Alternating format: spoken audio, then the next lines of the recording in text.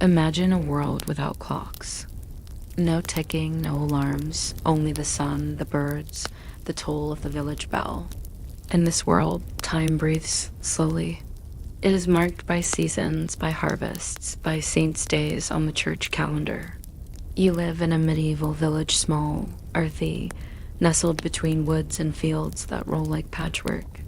Perhaps you live in the Low Countries where canals reflect the dusk, or in a Saxon hamlet of England where oaks stand silent like old monks, or in a hilltop town in Italy where olive trees whisper under the weight of centuries. You rise with the light.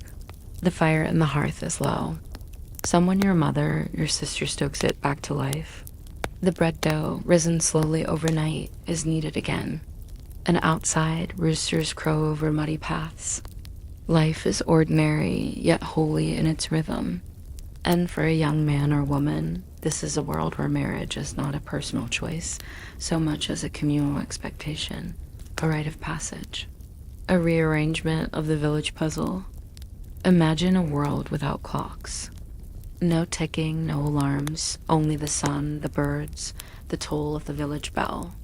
In this world, time breathes slowly. It is marked by seasons, by harvests, by saints' days on the church calendar. You live in a medieval village, small, earthy, nestled between woods and fields that roll like patchwork. Perhaps you live in the Low Countries where canals reflect the dusk, or in a Saxon hamlet of England where oaks stand silent like old monks, or in a hilltop town in Italy where olive trees whisper under the weight of centuries. You rise with the light. The fire in the hearth is low. Someone, your mother, your sister, stokes it back to life. The bread dough, risen slowly overnight, is kneaded again. And outside, roosters crow over muddy paths. Life is ordinary, yet holy in its rhythm. And for a young man or woman, this is a world where marriage is not a personal choice, so much as a communal expectation, a rite of passage, a rearrangement of the village puzzle. Every marriage involved negotiation. Even love had a price. A dowry was the bride's offering money, livestock, clothing, or goods that her family gave to the groom. In wealthier homes, it might include land or fine cloth. Among peasants, it might be a goat, a feather bed, or a single brass pot. In return, the groom's family might grant a dower, a widow's portion to secure the woman's future should her husband die. For nobles, dowries were immense. Entire castles changed hands. Princesses were exchanged like chess pieces. But even in humble homes, a girl's fortune was measured and remembered. In some towns, the community helped poor girls marry. Funds were kept by the parish for just such purpose because an unmarried woman was often seen as vulnerable, suspect, or burdensome. Before the church bells rang for marriage, there was the betrothal. This might be formal, witnessed, recorded, sealed with gifts, or it might be a whispered promise between two people. I take you as mine. In medieval canon law, such a promise, made in earnest and consummated, was a valid marriage, even if no priest ever heard it. Church courts were filled with such cases. Did she say yes, or was she coerced? Did he mean it, or was it mere flirtation? Were they truly married or just guilty of fornication? These questions mattered because marriage meant legitimacy, and legitimacy meant inheritance, stability, and divine approval.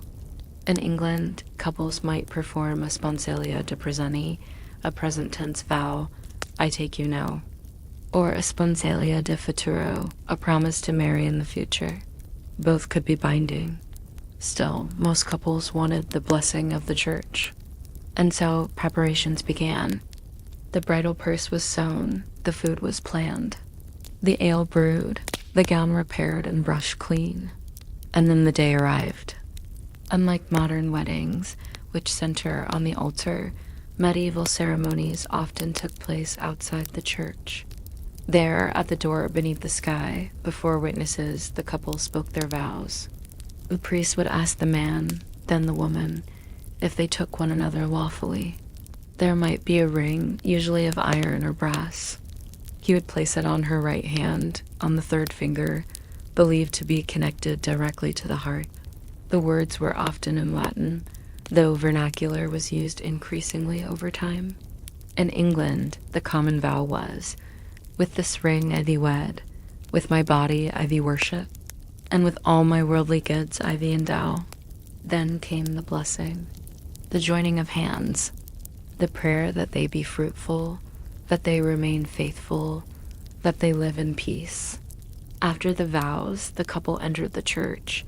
A mass was said, offerings were made, and then celebration. The wedding feast might be grand or simple, depending on means. For nobles, there were pages, minstrels, gilded trenchers, and towering meat pies.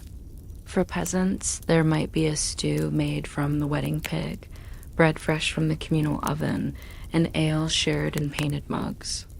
Guests brought gifts like salt, cheese, herbs, or small coins. They danced to fiddles, sang local ballads, and played games. In some regions, the bride was led in a procession through the village, collecting small offerings as she went. Riddles were told. Toasts were made. And slowly, the sun dipped low. Then came the final rite, the bedding. The feast lingers, but slowly, the guests begin to quiet. Laughter fades to murmurs. The flickering light of rush tapers bends and trembles with each breath of air. The bride and groom are no longer simply a man and a woman.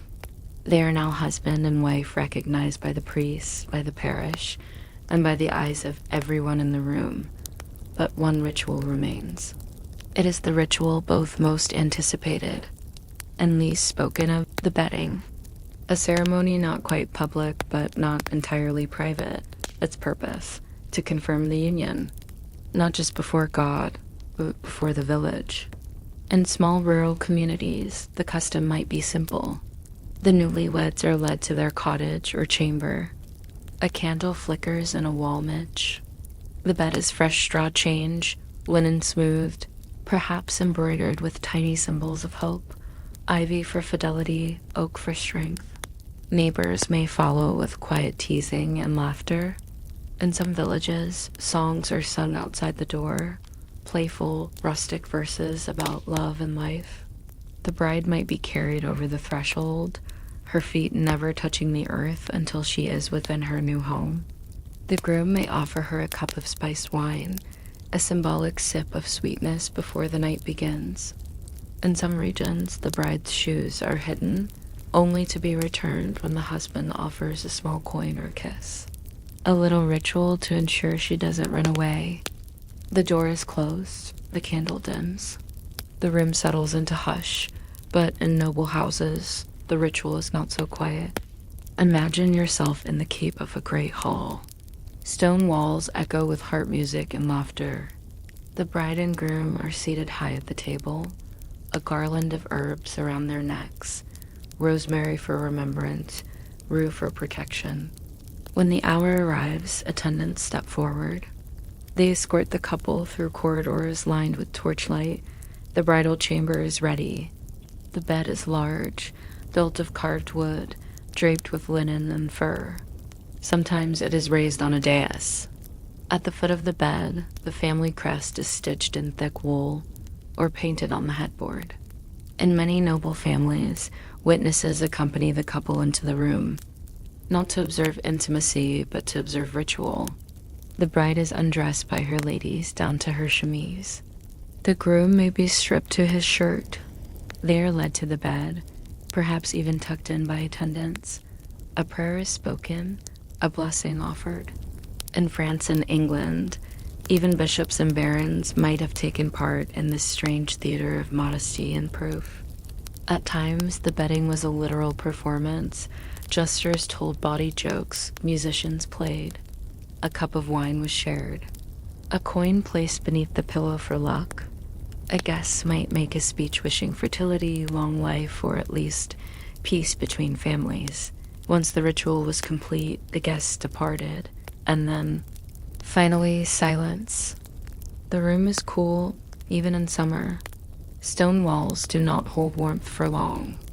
A brazier glows faintly, but most of the light comes from the single candle on the ledge. The bed creaks as the couple shifts beneath wool and linen. The smells of the feast still linger on their skin: roast meat, honeyed fruit, clove, and nutmeg if they were lucky. And in this moment, nervous, tender, sacred, the wedding night begins in truth. It may be an awkward encounter. It may be kind. It may be wordless. For many young brides and grooms, it is a moment of uncertainty. Married young, often without real understanding, they are now joined not just by word, but by touch. There are no manuals, no education, only whispered advice from mothers, or jokes from uncles, or sermons from priests warning of sin. The church preached that marital intimacy was a duty, not a pleasure, a means to children and not indulgence, but people are people. And behind every closed door was a different story. Some couples came to love one another, some never spoke tenderly again, but all shared this night. The first night, the quiet night, the beginning. In some places, proof of consummation was required. A stained bedsheet was shown to witnesses. A midwife might be called. In Spain, France, and parts of Italy, noble families demanded evidence, not for curiosity, but for inheritance. A marriage not consummated could be annulled. A lack of heir could shift dynasties. So much rested on this night, yet it was carried out in silence, but among peasants, few required proof. The couple simply awoke the next morning. Life resumed. Chores waited. The cow needed milking. The field needed tending. And marriage, like so much else in the medieval world, became a rhythm, a repetition, a partnership of necessity, sometimes of affection, occasionally of warmth. In this way, wedding nights marked not an end, but a beginning, a step into a life of shared burdens and shared breath, a new sleep with another heartbeat beside your own. And now, listener, we draw a woolen curtain around this moment. We let the candle gutter and go out, and we leave them there sleeping side by side beneath the heavy skies of the medieval world. Imagine yourself in the warmth of southern France, not the crowded streets of Paris, nor the stormy coasts of Brittany, but the honey-gold hills of Aquitaine, a land of troubadours and tumbled stone, where grapevines twist over sun-soaked terraces. It is the 12th century. The year is 1137. A young girl, no older than 13, wanders the halls of her father's palace in Poitiers. Her hair is loose, dark, unbound by the veils of womanhood. Her hands are already ink-stained from scribes, her tongue quick with the language of courts. Her name is Eleanor. She will one day be Queen of France, then Queen of England. But tonight, she is simply a daughter. And her father, Duke William X of Aquitaine, is dying. When her father dies on pilgrimage, Eleanor becomes Duchess of Aquitaine, a territory larger than the lands held by the French king himself. She is now one of the most eligible brides in Europe. But in a world governed by men and shaped by inheritance, her hand is not hers to offer. Within weeks, King Louis VI of France sends his son, Prince Louis, to marry her. Eleanor, barely into her teens, is wed to a boy not much older. The ceremony is splendid. The land celebrates. But the girl, now Duchess and Princess, enters a union that is less about hearts and more about holdings. No page survives to tell us how Eleanor felt on her wedding night. No journal reveals her thoughts. No servant whispered her prayers. But we can imagine the cool stone of the chamber, the heavy tapestries lining the walls, the fire snapping low in the hearth. We can imagine the bed, wide, cold, carved with fleur-de-lis. And we can imagine two adolescents, strangers in silk nightclothes, fumbling into the rituals of marriage. For Louis, the new husband, had trained for monastic life before being pulled onto the throne. His was a temperament of silence and sacred duty. He was no courtly lover. He walked with humility. He prayed more than he spoke, and Eleanor was flame. Witty, willful, raised among poets, it would not be an easy marriage. But for now, the wedding night passes in silence. The fire burns low. The sheets wrinkle with sleep or with awkward motion. And outside, Paris continues to hum. Years pass. Eleanor bears him 2 daughters, but no sons. And in a royal court, daughters do not guarantee dynasties. They journey to the Holy Land together during the Second Crusade. The road is long, perilous, and rumor-laden. Some whisper of Eleanor's closeness to her uncle Raymond in Antioch. Others say she tried to abandon her husband. They return fractured, silent. The marriage so cold, so ceremonial cannot hold. Eventually, the Pope annuls the union. Eleanor is free. At just 30 years old, she is once again the most sought-after bride in Europe. But Eleanor is not captured by longing suitors. She makes her own move. Only weeks after her annulment, she weds Henry of Anjou, the future Henry II of England. He is younger than she is, fiery, ambitious, and unrelenting. Their marriage is a storm wrapped in silk. Unlike Louis, Henry is no monk. Their union is passionate, at least at first. They have 8 children, including Richard the Lionheart and King John. The wedding night in Rouen is said to have been swift. Eleanor, already practiced in the rites of queenship, now becomes a queen twice over. First of France, now of England. But if Henry burns hot, he also burns cruel.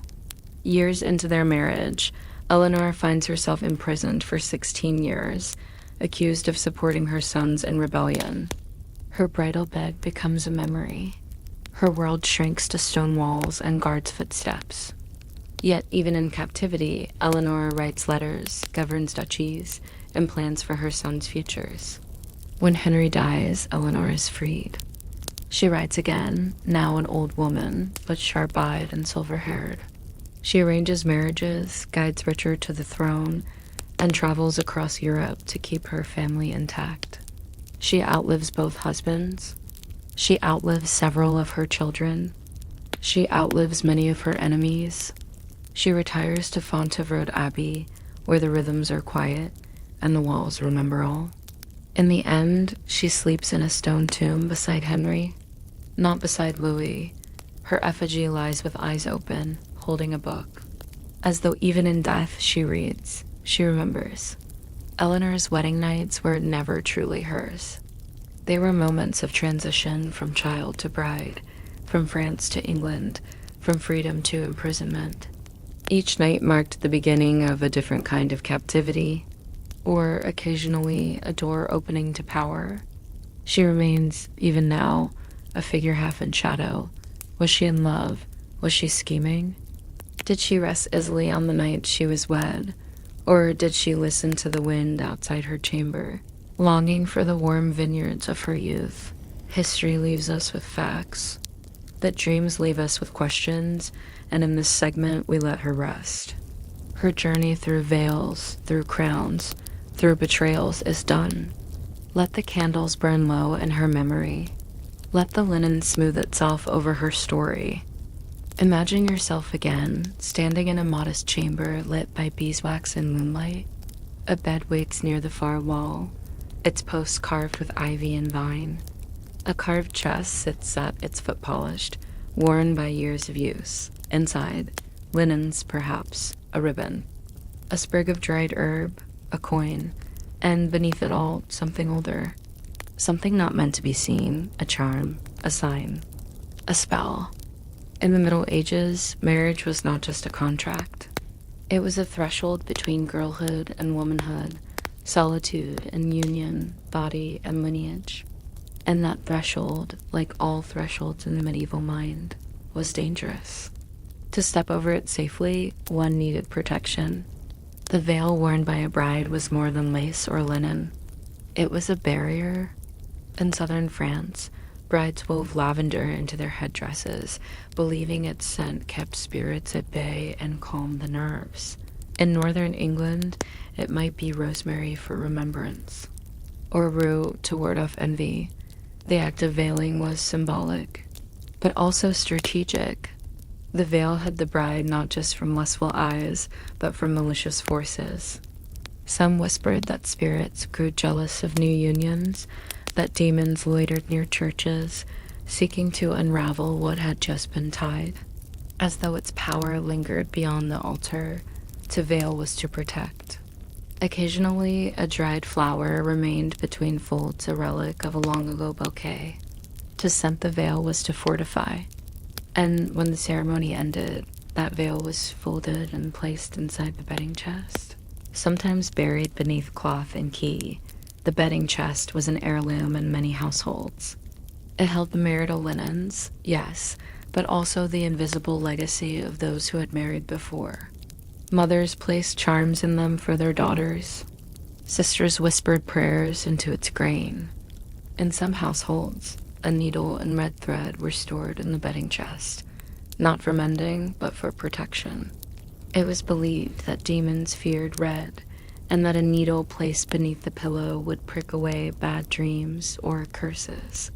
Other chests held birch twigs, thought to cleanse the body and soul, or ashes to symbolize humility. A small iron nail hammered into the threshold, head down, to prevent wandering spirits from entering. Or even bread, stale but sacred, blessed by the local priest and dried until it resembled stone. She would scatter herbs on the floor, marjoram for peace, sage for wisdom, thyme for courage. These were not decorations, they were anchors to love, to faith, to the unknown. The bedroom itself was often ritually prepared, not just for strength, but to keep fear at bay. Before the wedding night, a hearth charm might be made, a bowl of water placed beneath the bed.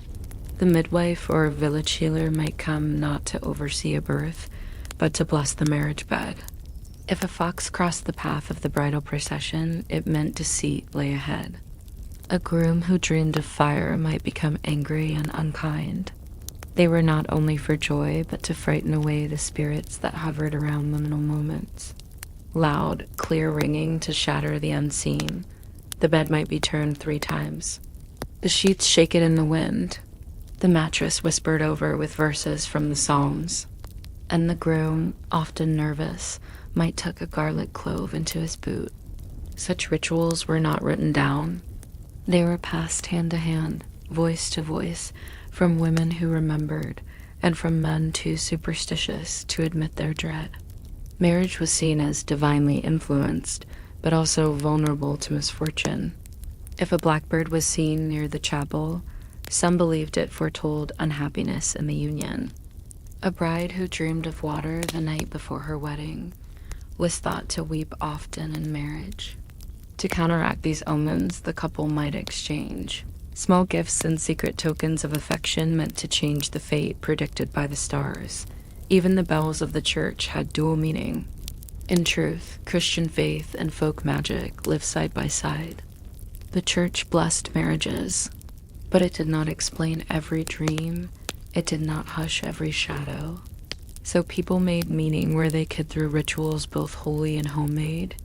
And nowhere was this blend of fear and hope more present than on the wedding night. It was not just about love. It was not just about sex. It was about crossing into a new self with all the protection you could gather. And so the lavender veil was placed gently in the chest. The candle was snuffed with a prayer. The sheets were smoothed. And sleep, or something like it, came at last. Let us return again to that chamber, where the bed waits, and the fire crackles low, and the night outside is heavy with stars and superstition.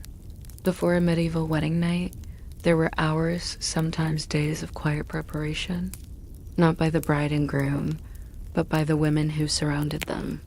Mothers, aunts, grandmothers, the midwife, the washerwoman. The wise one. It was believed that the wedding night was a portal, a liminal space between 2 states of being. And portals, in the medieval world, were vulnerable. Just as a newborn required charms to survive the dangerous hours after birth, so too did a bride and groom require protection on their first night. And so they worked, sprinkling salt in the corners of the room, hanging rowan berries above the hearth, tying 3 knots in a ribbon and hiding it beneath the pillow, sweeping the floor only westward so bad luck might be brushed away with the setting sun. These were quiet actions rarely spoken of aloud, but they were practiced, and they were remembered. A bride might be sewn into a wedding smock, a simple linen shift worn without seams, symbolizing purity, openness, and vulnerability. Sometimes it was red, sometimes black. Sometimes it was twisted 3 times and never knotted. But in many regions, her gown would contain a hidden stitch, placed near the heart or just above the hem. These secret threads were not visible to the groom. They were meant for the world beyond sight to bind luck, to ward off envy, to bless the body beneath the cloth. And if the bride cried during the stitching, it was said she would have a long marriage. If she laughed, a short one. But in cottages, it might stand in a cup of clay, beside a bowl of water and a braid of wheat. Its flame was not to be blown out with breath. It had to be snuffed with fingers while murmuring a line of scripture. Light was sacred on the wedding night. Not all chambers were lit with torches. In peasant homes, a single tallow candle might flicker beside the bed. But beneath the wedding bed, a quiet world existed. To blow out the candle, it was believed, invited spirits into the silence. To snuff it slowly, carefully meant safety. It turned the room from seen to unseen under the eye of God. In noble homes, the candle might rest in a silver holder engraved with vines or saints. And in all cases, the final extinguishing of light marked the beginning of union. If the milk curdled overnight, it was seen as an ill omen. Not just physical, but spiritual, legal, cosmic. Medieval homes had no closets, no chests of drawers. In Northern Europe, it was common to place a piece of iron beneath the bed, often a knife or horseshoe to keep away the night hag or moire, a spirit said to sit on sleepers' chests and seal their breath. In the Alps, families might slip a dried hare's foot under the bed, or an herb bundle wrapped in white cloth, mugwort, yarrow, and juniper. In Italy, a coin blessed by a priest was hidden near the mattress to ensure fertility and wealth. In Wales, a bowl of milk was left at the foot of the bed, not for drinking, but for any wandering spirit who might visit. These objects were placed silently. The couple often didn't know. It was believed that words spoken too soon might twist the fates. It was the task of the elder women not to interfere, but to shield, to make a sacred space of linen and straw and firelight. Whispered words and shared silences like a rock, the marriage should weather tide and wind. Even words had power. Or a pinch of soil from the churchyard was scattered across the threshold, not to invite death, but to remind the living of vows made before God. Some regions held to the practice of charm speaking. The bride would recite a short rhyme beneath her breath before lying down. First step in peace, second in trust, third with the stars, and fourth with dust. It was a spell of sorts, a prayer, a protection. In some villages, no speaking was allowed after the last bell rang.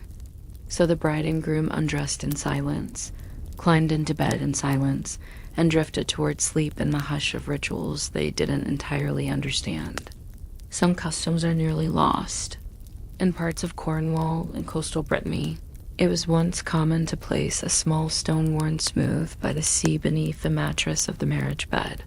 This wedding stone was meant to represent endurance. It was passed down, grandmother to granddaughter, like a small, unspoken inheritance. In other areas, a lace handkerchief dipped in holy water was tucked into the bride's bodice.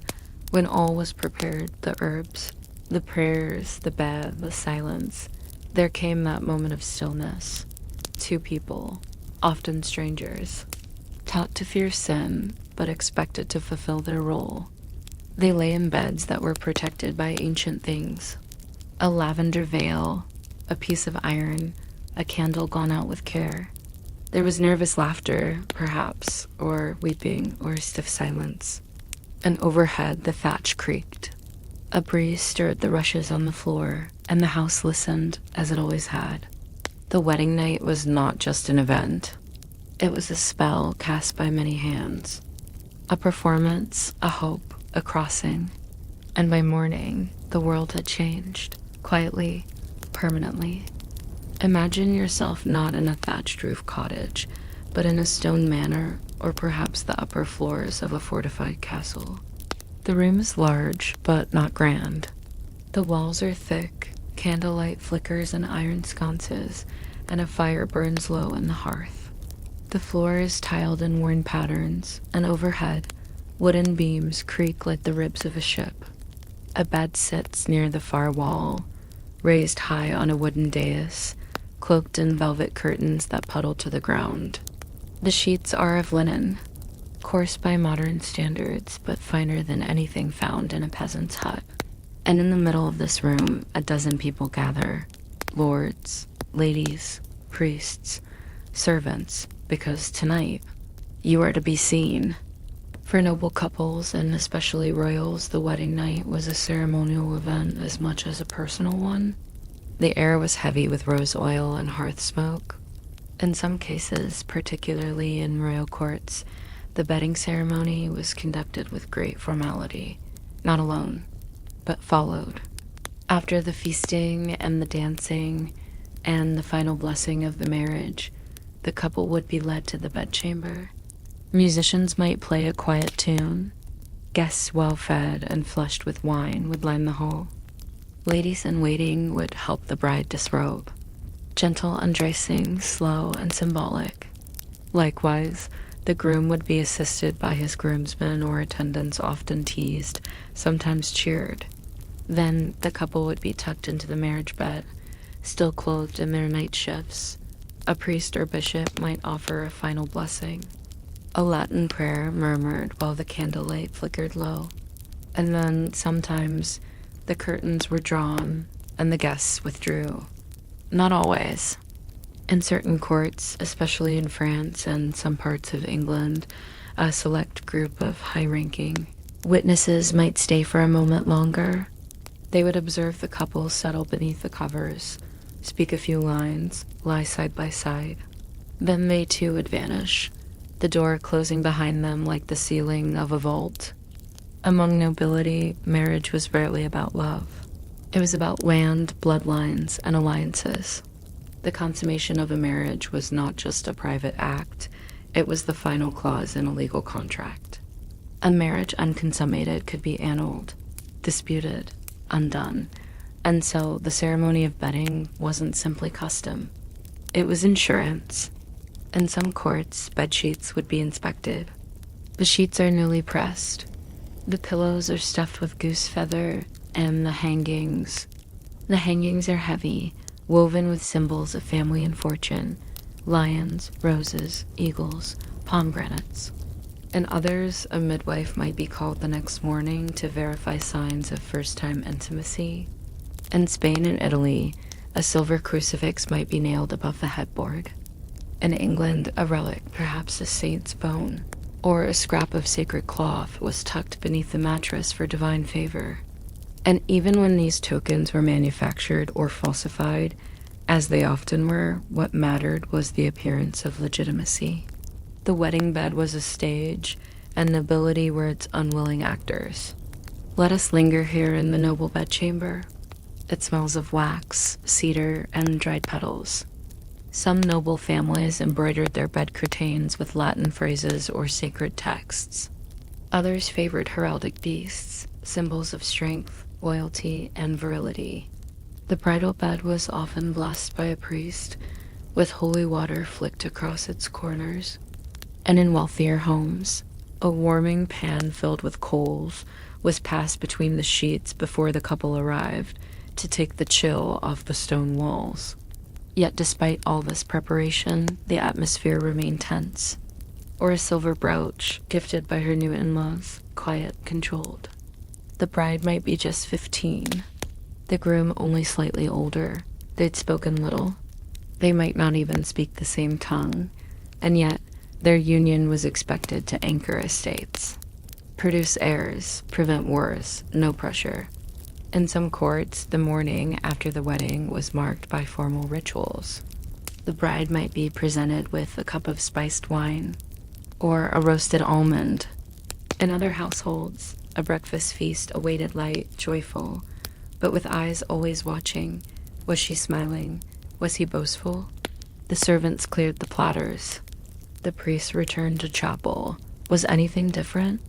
For noble women, pregnancy was expected immediately. A quiet pressure began the very next day. Elders counting days and moons, waiting for signs, tracking the calendar. If months passed and no pregnancy came, whispers would begin. If years passed, prayers would be offered, curses suspected, healers consulted. In rare cases, the couple might be examined by clerics or physicians, a humiliating intrusion. A ritual of exposure, because again, this was not love, it was legacy. Eventually, the audience vanished. The guests rode home, and the couple, newly joined, newly bound, were left alone. They would wake together, or not, speak, or not, look out over the estate from the window, watching the trees sway in the early wind. There would be letters to send, gowns to mend, meals to share, and somewhere in that great hall of silence, a new chapter would begin, not marked by passion, but by ritual, responsibility, and the slow, rhythmic turning of seasons. So now, the fire has faded to embers. The chamber is still. The linen hangs in soft folds. The herbs have dried in their bowls, and time, for a moment, no longer hurries forward. Across the centuries, wedding nights have stirred with expectation, with fear, with duty, with tenderness. But in medieval times, that night was not always what we imagine. It was not rose petals and affection. It was ritual, obligation, uncertainty, and yet it was also deeply human. A young girl in a woolen gown, a boy with trembling hands and an unfamiliar voice, an elder outside the door muttering a prayer, a bed made from straw beneath a crossbeam wrapped in ivy. These scenes unfolded in manor halls and low cottages alike, under stars unseen, by candlelight too dim to chase away doubt.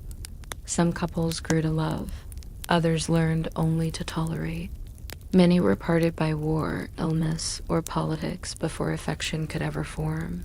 But in every case, they were part of a larger story, of generations turning like pages, of lives built on duty and belief, of chambers now long gone, their walls fallen, their beds empty, their customs forgotten by time. As we leave these quiet rooms behind, the salt beneath the bed, the stitch of the hem, the candles snuffed with reverence, let us remember the rhythm of their lives, measured, bound by bells and seasons, lit by flame, not by certainty, held together by faith, not always by feeling. For all the noise of history, the battles, the kings, the iron and fire, it is in these hushed moments that we find the true heartbeat of the past. Two people, sharing a bed, and between them, the hope of something more. Perhaps tonight, as you drift into rest, you might imagine that chamber once more. Not the fear, not the weight of duty, but the flickering light, the scent of lavender and linen, the hush of old stone, the rustle of cloth, and the breath of another beside you. And know that across time, so many others just like you have laid their heads down on uncertain nights, not knowing what the morning would bring, but still breathing, still hoping, still waiting for sleep. Let the past rest now. Let your thoughts settle like dust on the windowsill. Let the flicker fade. You are safe. You are far from that time. And the night is long and soft and yours. Good night.